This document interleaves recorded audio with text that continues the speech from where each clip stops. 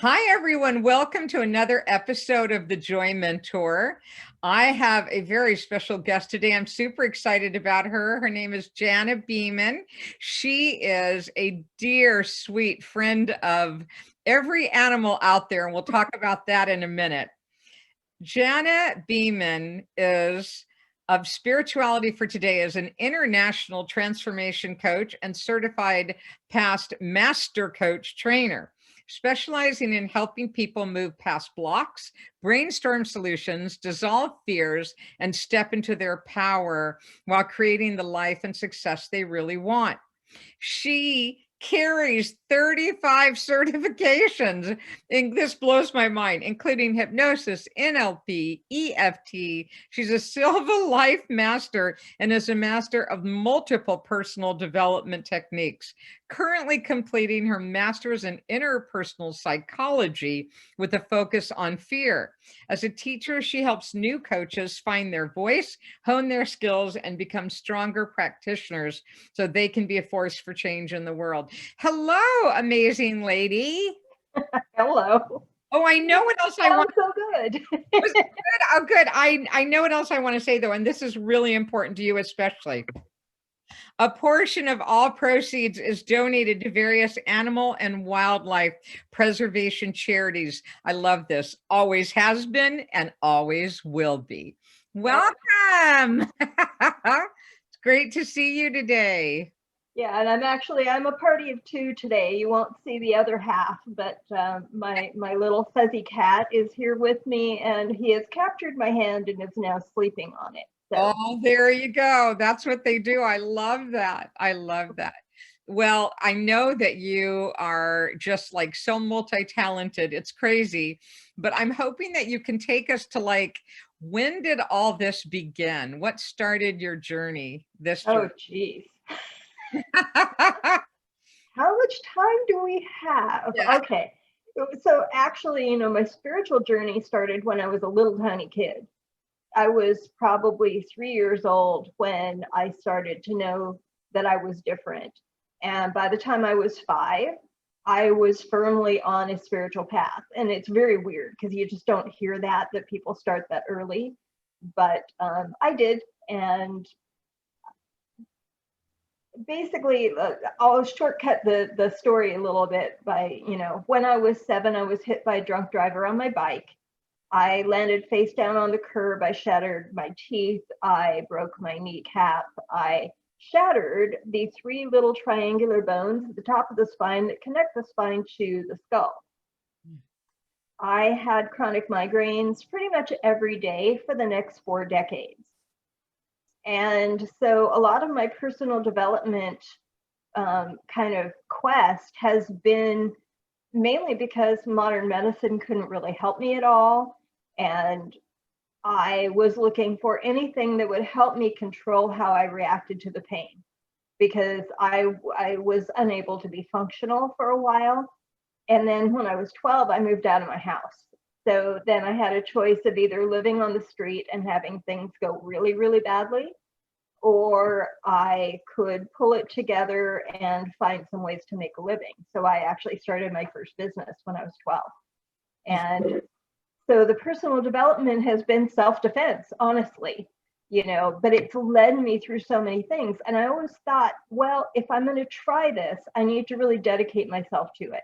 And if I do it with the goal of getting certified and being helping other people, then it has more value than it's not just like throwing money away to take all these workshops and trainings and stuff.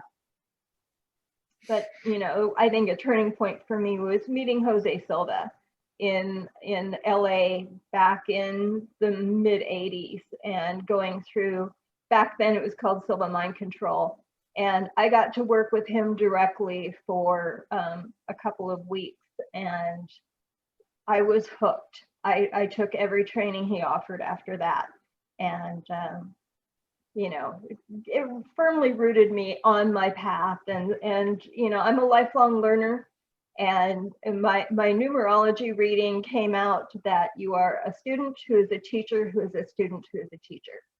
I love that. There you go. exactly the way it's always been. I learned dance, I taught dance. I learned meditation, I teach meditation.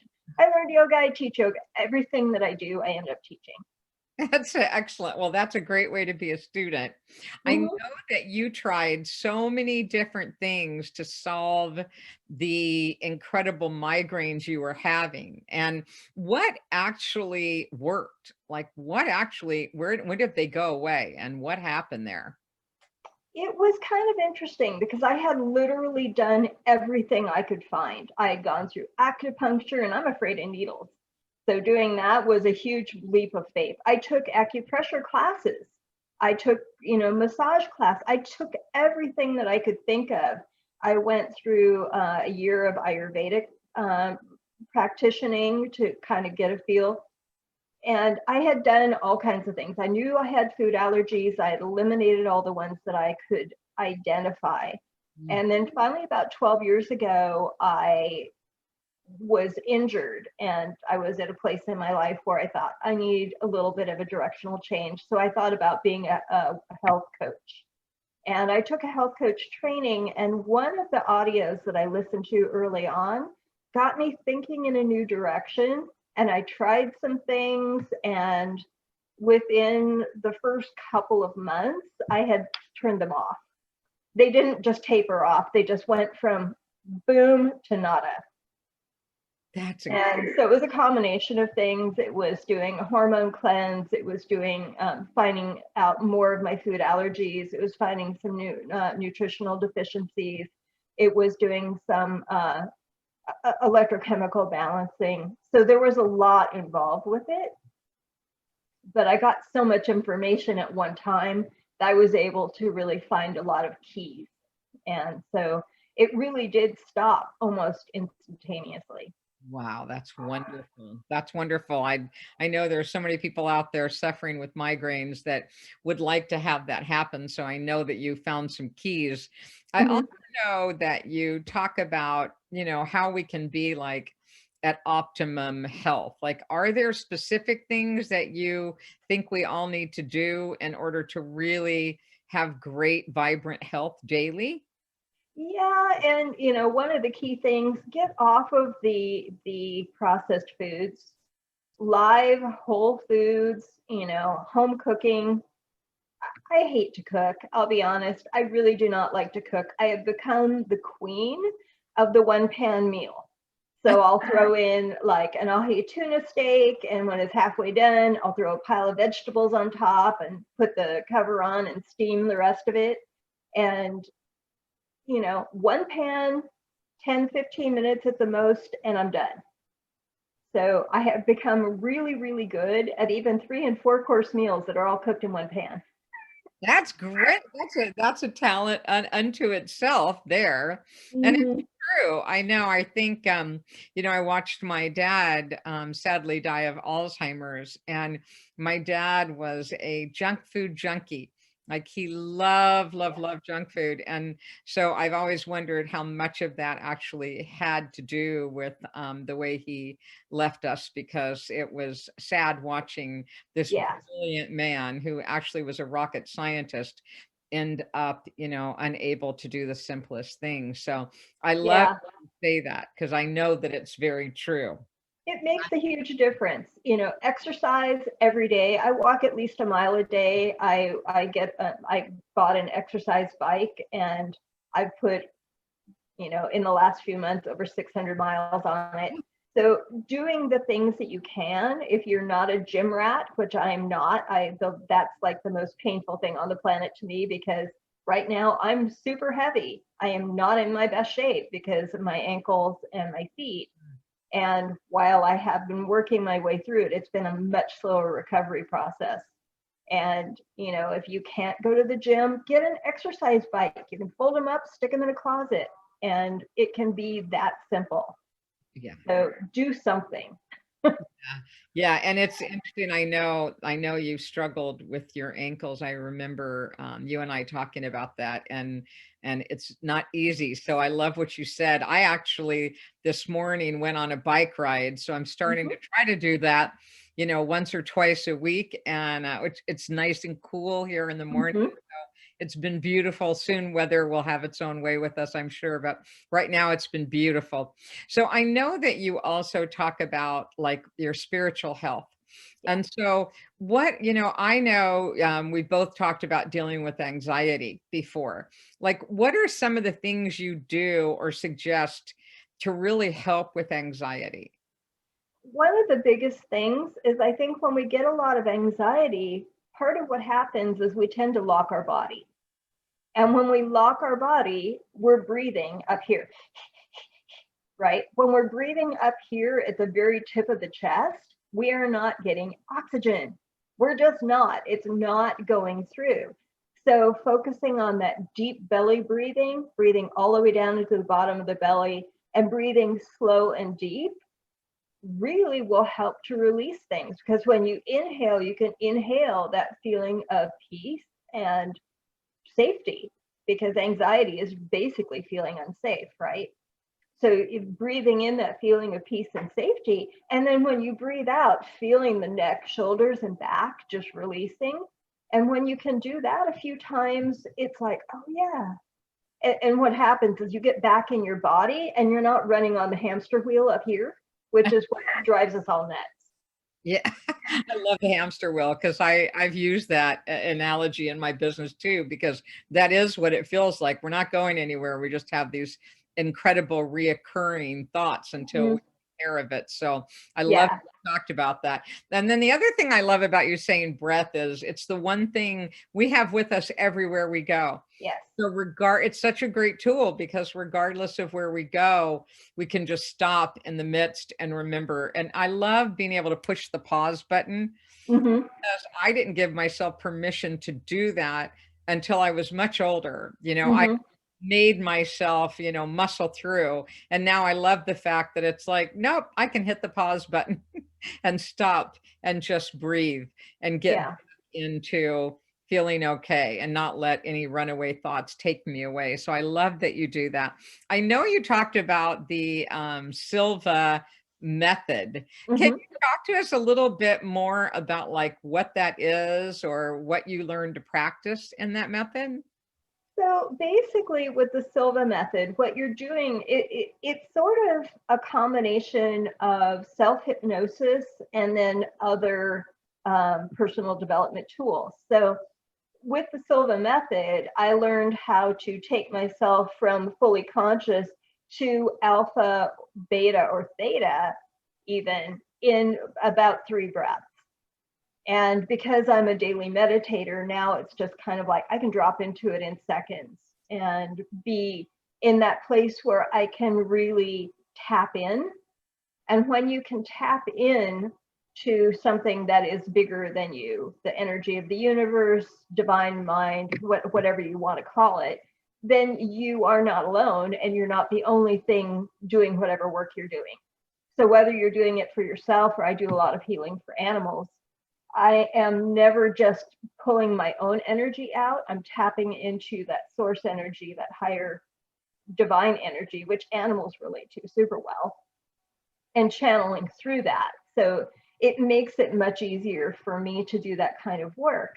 So with Silva, it teaches you the first moment of the class, you're learning how to drop in to the count of 3 and getting to that place where if you were being taken through a hypnosis session, sometimes a hypnotherapist will take 15 or 20 minutes to take you through the induction process that takes you down to that place. Yeah. Honestly, it doesn't have to be that hard. I learned to do it as a hypnotherapist in that same way. But through meditation, I've learned how to do it faster, quicker, more effectively. And through Silva, I've learned how to do it instantly. And so those are some of the things to kind of think about when you're going through stuff like that, is that from that deep place, that's where all the healing happens. That's where true change can happen. That is where you're removing the filter to the subconscious mind.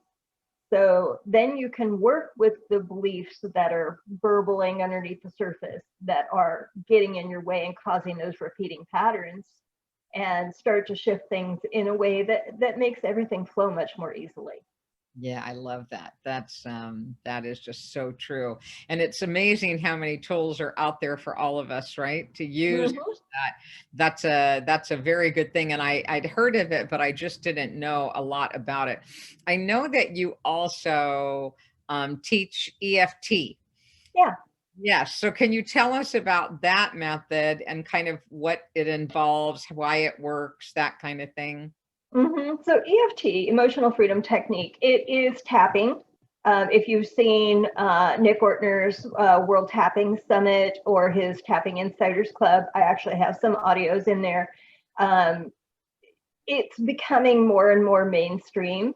And I actually combine tapping with other approaches because it works a little bit better for me in combination. But tapping would be the kind of thing where you find the pressure points. So you have the inner eye point, you have the outer eye point, maybe you're working with the chin point, maybe you're working with the upper lip point. And there are energy meridians all over the body. And so you can use different points to help shift where your mind is going.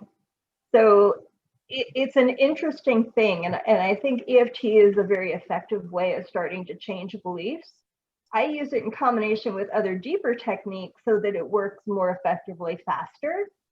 Um, so another fun tool in my very large tool. Yes, large toolbox is right, Jana. Yes, you do. So many. And I know that, and it's interesting. I've heard about it. I haven't actually studied that one either, but I've heard about it. And you're right. I do think it's growing in popularity and Mhm. something that can help people actually calm down and pretty quickly, I think, go through the process and find out what's going on below the conscious mind. So Yes. that attaches to the subconscious and starts to bring that stuff out is a good thing, right? So Yes. love that. I And the love other thing that it does is like any breathing or meditation techniques, it brings you back down into the body because you're tapping energy points. You're tapping energy points. It's going to bring attention into the body. And so that's one of the benefits is that it brings you back to earth because when we're up here, the hamsters are in charge or the monkeys or I had one client who said, no, I think I have an entire herd of chinchillas up there, and if you've ever seen a whole bunch of chinchillas in a cage, they are just, there's not even a word. They're just crazy. they're just And I totally understood what she was saying. So, when you can get out of here and down into the body or even better into the spiritual realm, then you can do the deeper work and it's much more effective. got yeah. And that was the other thing I was going to ask about. I know that you're really going back to school to learn more about fear. And fear is something that just seems to rule lives. Especially when they don't know they're afraid, right? But they can just feel that, not sure what it is. But so, how can you help us to get rid of some of these fears that are so powerful in our life? Fear is an interesting thing. It's very insidious. And, over the last few years, I've been a master coach trainer to a whole bunch of baby beginner coaches. And one of the things I pretty much know is almost every single one of them is going to hit the fear wall. It happens at different phases, it happens in different moments. Everybody's journey is a little bit different, but they're all going to hit it. Because when you're getting out there in your own business, all of a sudden it's about visibility and vulnerability. And that makes us feel scared and like we're going to be judged. And there's all this stuff that happens up here, all those little monkeys playing with your brain. And the thing is, unless you're being chased down the road by a Tyrannosaurus Rex or there is a tiger in your face, which in my case, I would pet it. But for most people, that could be terrifying. Um, there really is no physical danger, right? So fear is just a chemical response to the stretching of the comfort zone. So if you don't want to be constantly dealing with fear, you have to stretch your comfort zone. And I will tell you, I dealt with this the hard way because I developed agoraphobia after I was raped. Mm. I lived in an unsafe world. I was not okay. And because I didn't talk about it, it just kept getting worse and worse and worse and worse and worse. And so I couldn't leave the house except to go to work. So I wasn't as bad as some of the extreme cases you see on TV and stuff, but I could go to work and I could go home. I couldn't go to the gas station unless I had been there with someone else before. I had weird little things that would make it okay. I couldn't go to the grocery store by myself. And so I would go through like a McDonald's drive-through because somehow that was safe. And I hated McDonald's drive-through because I don't eat that kind of food. And, you know, but it was what I could do. So unless I had someone who could go with the store with me to the store, I couldn't go. And so I had to deal with that. And for me, it was systematically stretching my comfort zone every single day and saying, see, you didn't die. See, you did that, you didn't die. See, we did this other thing and we didn't die. And that was always kind of my criteria for, see, the world is not that bad. You didn't die. You did this, you didn't die. And now I've traveled, you know, halfway around the world by myself and I didn't die, you know? So, you know, I went to Italy, I made friends, I spoke Italian, and now I'm moving overseas. So if you keep your world safe and small, then you stay stuck in it.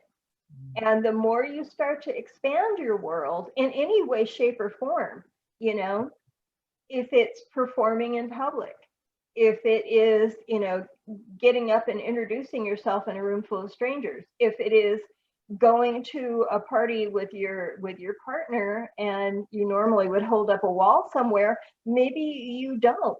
Maybe you try something different. Maybe you go say hello to somebody. And maybe you say, I am absolutely terrified to be at this party. And you see what happens when you are open and vulnerable, because if people realize that you're not just being, you know, stuck up and isolationist, they're going to help you, you know? So that is one thing that I highly recommend. I have a lot of tactics for fear because it's something I've studied a lot. Obviously, I've experienced a lot. I was, you know, the shy introvert that basically held up walls everywhere. And anytime I would talk to people, the most horrible things would come out of my mouth. The most inappropriate things would just pop out and absolutely prove to me that I could not be out in public with other people. I mean, it just wasn't good. And it took until I was coaching full time to finally break through and get out of my head and drop into my heart. And all of a sudden, all of the awkward just moved out of the way. So whether the fear is from awkwardness, if it is from having people tell you that you don't fit in, you know, I think those of us who are highly sensitive, we've had a lot of that. And so because we don't fit in, we need to learn how to fit out and be good with that. And so fear goes away when you just really truly accept who you are and don't worry about what other people think of you, because if they don't like you, it's not your problem, it's their problem. So letting go of that sense of judgment, because we're worried about judgment because we're so busy watching everybody else and going, well, she's not that great or he's not awesome, you know, and so we're judging them. So of course we think they're judging us, whether they are or not. Yeah, it's funny. I tell my clients, you know, we think, right, that we think people are watching us and they're talking about us and whatever. And the reality is the majority of people are so selfish that they're really, I mean, that self-centeredness, they're doing the same thing to themselves, right? So we really, it's not, people aren't meaning to do it. They're not meaning to go inward. But in this world, especially of social media, we tend to do that. And we just disappear, and because we believe that what we see out there is real in social media, and there's so much of it that's not. So it's really hard to judge what's going on with us by what we see out there, right? So I love that you talk about stretching your comfort zone. I love that with fear, because really the only way to realize that it's not true is to push the limit and find out. And I also love that you said I didn't die, because that's the fear behind so much of it, is the sense that, well, if I do that, I'll die. And you're right. Unless there's something chasing us down the street and we're in true danger, we are going to be okay if we stretch and try things. So I love that you say that. And you got over something really difficult. So if it can work for you, it can work for the rest of us. So I love that, Jana. That is true insight. I also know you talked about how when you started to give to others, you got out of your own way through coaching. And you have coached so many people to successful businesses. And we're in this crazy time right now in this environment where, people are actually being furloughed and they're losing their jobs. And like, what would you say to us that are out here having our own businesses now in the wake of everything that's going on out there? Because I know you feel pretty strongly about getting caught up in, what's going on out there. So if you could talk to us a little bit about that. Well, and the fact of the matter is, it's what's happening in the world is going to happen in the world, whether we pay attention to it or not.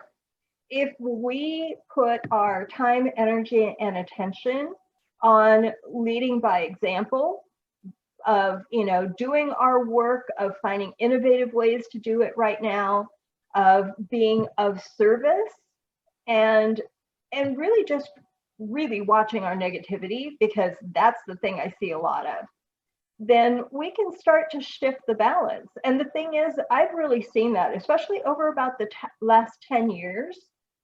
We are moving from a place that used to be an old boys network of business. Now we're in a place where relationship marketing is king, right? Everybody is doing relationship-based marketing. Now we're moving to a place where it's going to be more conscious business. So we're making a lot of shifts, and the things that we're doing by leading by example, they're making a difference. And people may not see that in their little microcosm, but in the macrocosm, it really is shifting. And I've seen that, I've been in business online since 1987. And so I've watched how the internet has changed and how marketing has changed and how everything has changed. And, to me, it's just fascinating, because we get so caught up in thinking what we're doing is so important. But the fact is, if we just let go of the ego and just be people helping people to accomplish something faster, easier, whatever it is, then we can make a bigger difference in the world. The ego is the thing that gets me. And the one thing I will tell, those of you who are business, owners, entrepreneurs, coaches, whatever you might be doing, if you are out there on social media and you are not getting negative comments and snarky replies, you are not being big and visible enough. It's going to happen. There are a lot of negative people out there. And, honestly, I just go in, I quickly unfriend them. And, I've released a really nice video on how to breathe for stress relief. Some guy commented that I really needed to get laid. And I thought about responding back, if you knew that my husband had just died, maybe you would be not so quick to make your stupid, snarky remarks. And then I realized, okay, that's just adding to the negativity. Just unfriend, move on.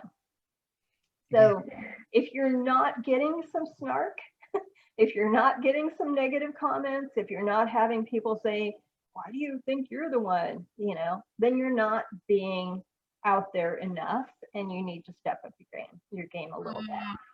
I love that. And so is that what you mean by conscious? You're saying the internet is changing and it's going to conscious now?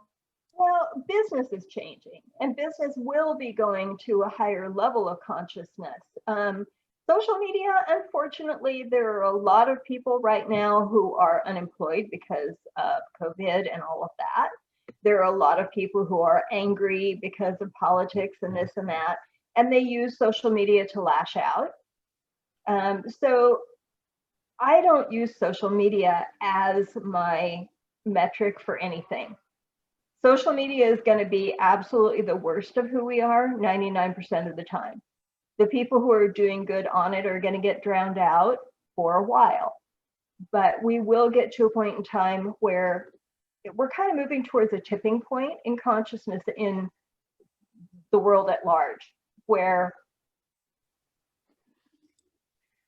I don't know quite how to describe it, but it has been a very controlled environment in almost every nation in the world, where, you know, either the church is telling us what to do, or the politicians are telling us what to do, or whoever's in charge of our country is telling us what to do. And we are getting to a point where we're going to move to a place where we know what to do, and we don't need to have anyone to tell us. And it's why you're seeing more nonprofits coming up and more people just going out and planting trees or cleaning garbage out of the rivers. You know, it's part of the reason why I donate to, I think, about 18 different wildlife and wildlands conservation charities right now. You know, you're going to see more and more of that. You know, working within my charities right now, there's a huge drive to get people to set up their estates, and my estate is set up so that when I'm gone, my animals are taken care of.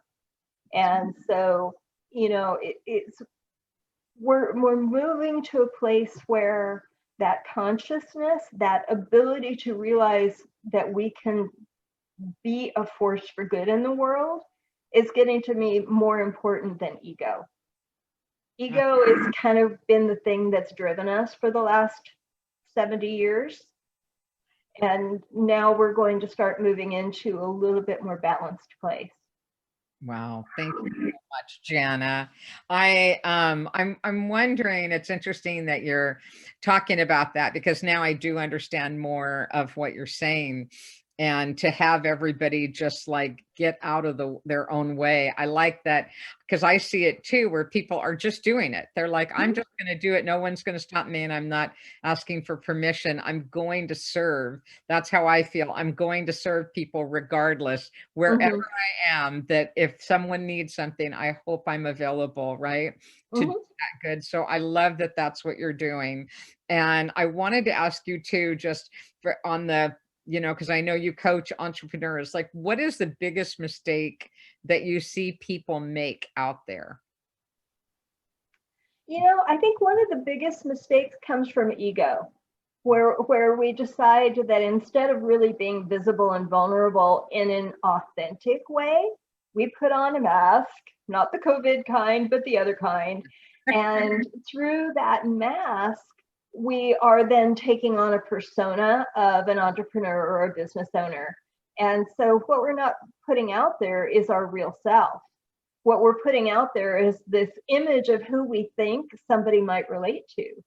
And the fact of the matter is that if your clients can't relate to you and who you are and how you can serve them, they're not your clients. You know, let them go. There's so much fear and scarcity thinking and this lack of abundance mindset. And the fact of the matter is that abundance is absolutely everywhere. It's like a river, and we're swimming in the middle of the river and we're saying, oh my God, we don't have anything, because we're so surrounded by it that we can't even see it. And all you have to do is kind of reach your hand out and cup a handful of that abundance in. And all of a sudden, you know, your bank account is filling up, the clients are coming in, all of those things are happening. But we have this thinking that says, you know, there's some false belief underneath. There's the, I can't do it, it won't work for me. That's one of the biggest ones.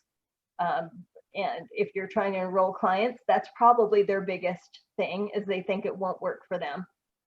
There is the, everybody has it, but I don't. There is all this stuff, and it comes from our childhood programming. It's unconscious thinking.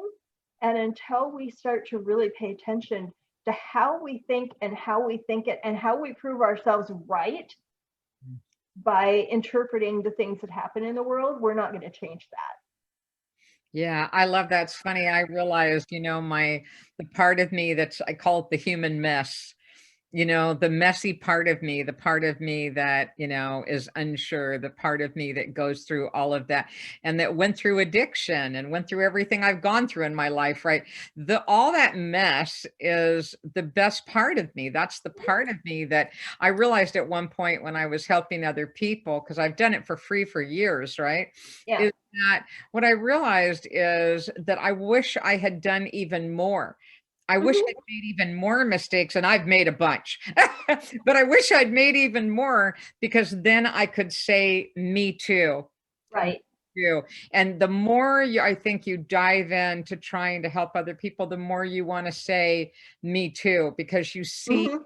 similarities everywhere instead of seeing differences Yes. everywhere. And so I love that because it's our vulnerability that pulls us together. And you're Hmm. right. It's not the perfect people, right, that are making it. It's the people that are honestly saying, like, hey, I have Hmm. my bad days too here. I can be Hmm. a mess and allow that.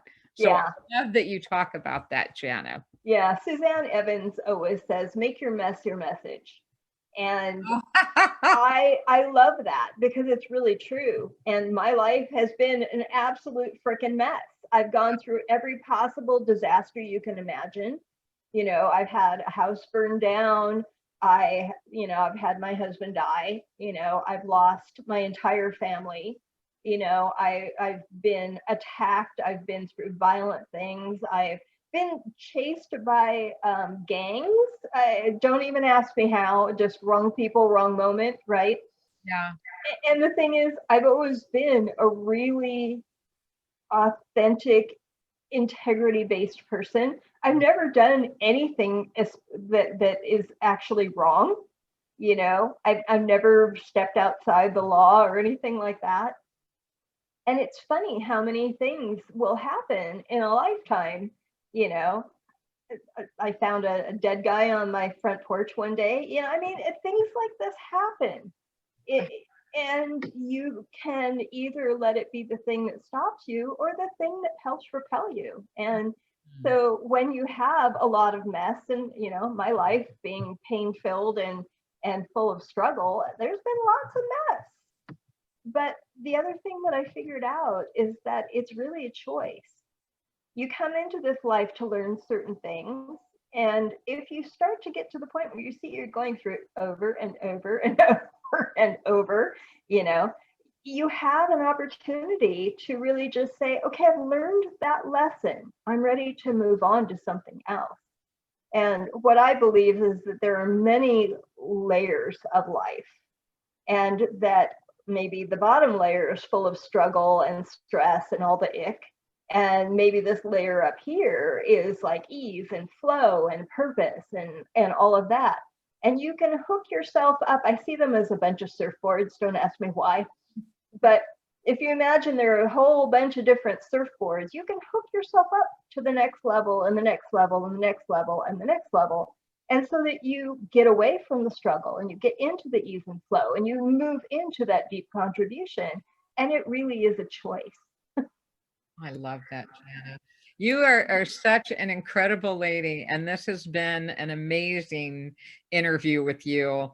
I knew that I loved you from the first time I saw you, lady, and I really appreciate you taking the time to do this.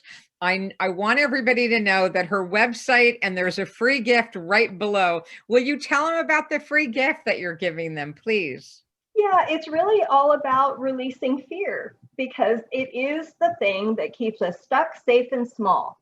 And it does keep you safe because when you're letting fear control you, you're never going to step out. You're never going to be any place where somebody could throw a tomato at you.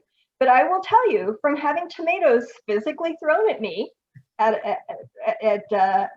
an event that my band was at way back when, like a million years ago, we went on stage, everybody who was all dressed to the nines, it was a very formal event, and they started throwing tomatoes and rotten fruits and vegetables at us. Well, we went back, we regrouped for a moment, we realized we had been invited there as a joke.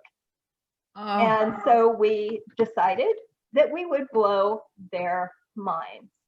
And we went back out there, and there was not a sound in that whole ballroom by the time we were done. So you can let things keep you stuck, or you can let them propel you forward. So the little handout that I have on fear, there are several different tactics that you can use. It's never one size fits all. One time one thing may work perfectly, and the next time you may need something else. So there's a few in there that are some of my favorites, and it is just available for you to download, go to work. If you have questions with it, you have my contact information. I am always happy to help. Thank you so much, Jana.